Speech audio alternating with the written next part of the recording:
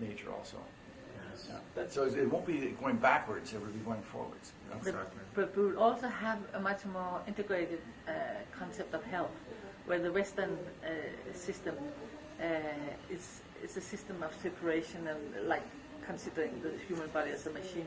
We'll have very much more like the Eastern systems, the Tibetan or the Chinese medical system, Ayurvedic system. Will have a much more holistic concept, and we'll understand that humans, like everything else, is just vibrating energy, and that we can easily affect it with our thoughts and with all different kinds of other ways. Yes, for sure, because like our mind is the technology of the future, though. I mean, and we've forgotten that. We've forgotten about that reality. I mean, incredible possibility. Yeah, so it's very interesting. Just before we finish. Or maybe your mind sits here. Eh? Why did you point there?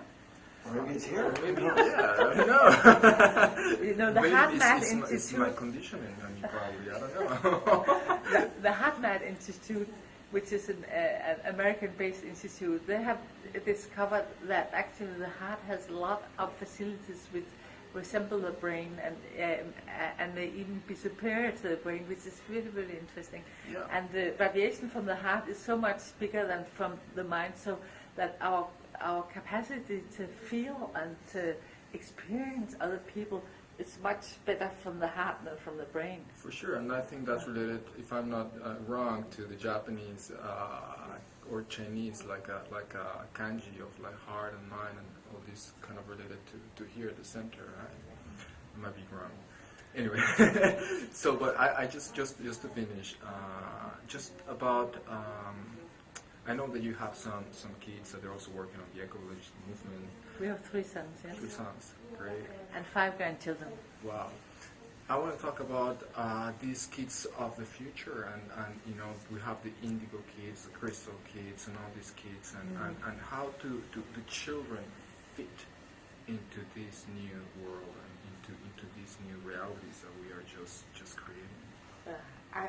I can tell you, I'm just so happy because some months ago my grandchildren moved into a co-housing, and I can just see how much better they are off being in that, with people around them, with some animals, with lots of nature.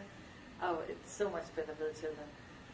And I feel it's really, really important the way we treat children, that we don't limit them, that we let them unfold all the incredible gifts we have. So we really need to, I don't talk about indigo children because I think that all children have this in them. We just need to allow that to happen. Just let them express and unfold. At one time I thought that we were all born alike, but I do believe that we are different, that we have earlier incarnations and that we are different. But that doesn't mean that they should not all have the very, very best surroundings to grow up in, and as much love as is at all possible also from other people, because that makes them flower. Yes, I think so. Yes, I mean, like kids are just the future, and they will create new things too. I mean, like, yes, it's fascinating. It may be that there are a lot of very high spiritual souls incarnating at this time, but in any case, I've been very impressed with the people that I've met through the Eco-Reach movement, the young people. I mean, they have a completely different attitude than their parents and grandparents, and they really want to make this change, and they're going to make that change. It's going to come from them. It's coming from below, and it's going to be the young people who really insist on change. Yeah.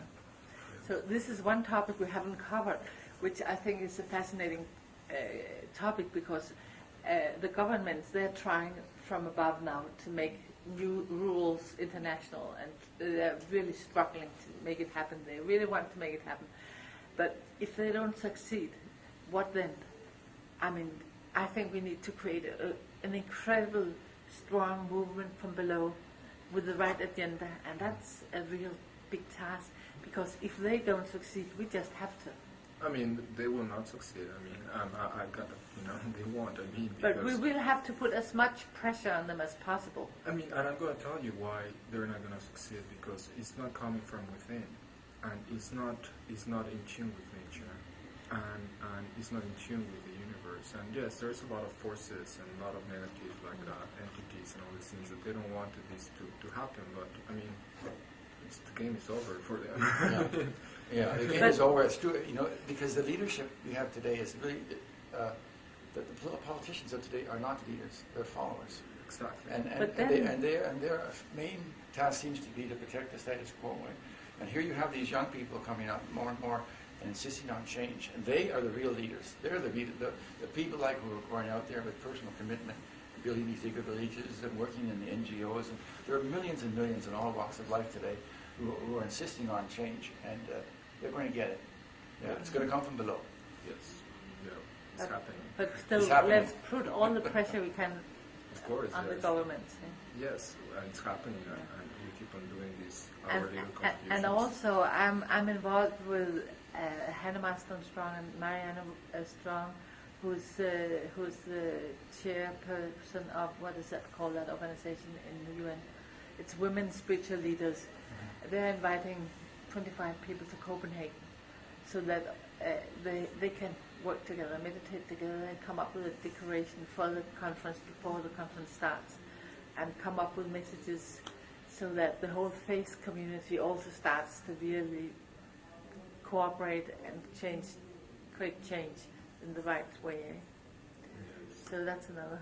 Yes, no, I way. mean, there's different levels, and Yeah. like the teachers, like they work with the kids, the parents that work with their kids, like all of us, we work within our own scope, making like the things within ourselves, and then interacting with people and making effective change with our close, like friends and our close relationships, and that's a key of change, I think, to feel this power from within, and that we can affect